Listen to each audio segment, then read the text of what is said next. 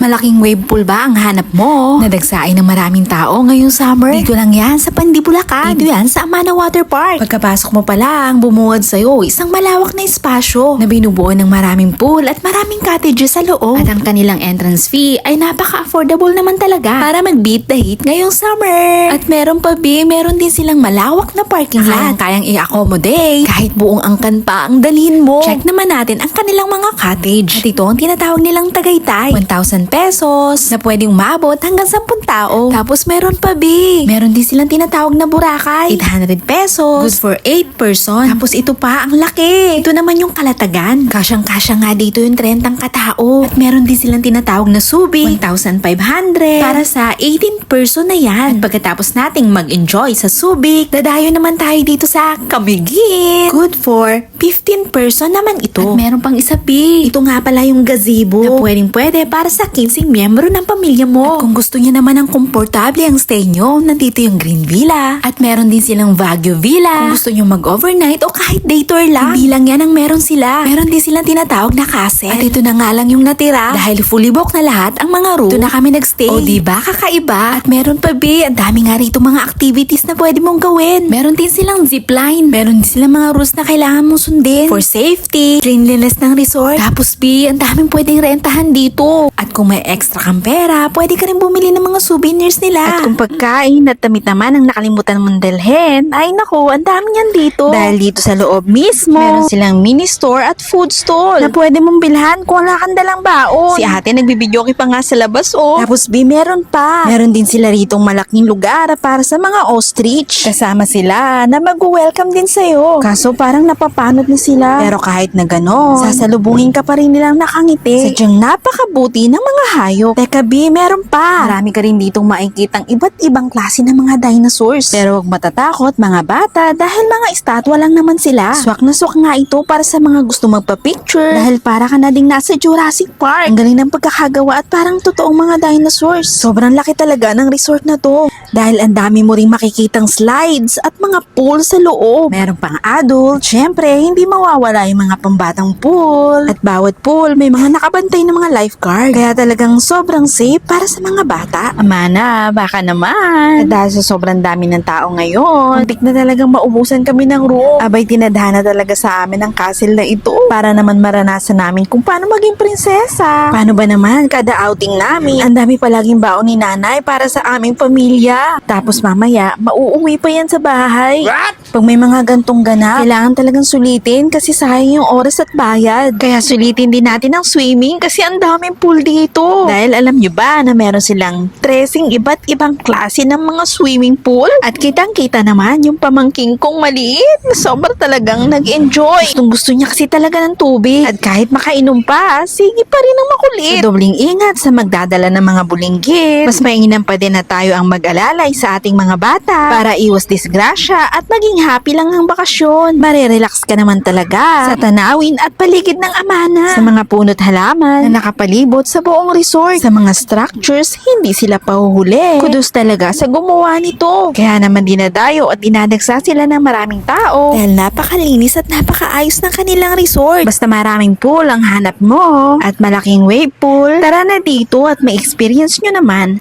ang ganda ng resort. Hanggang dito na lang at maraming salamat sa panonood. Bye-bye!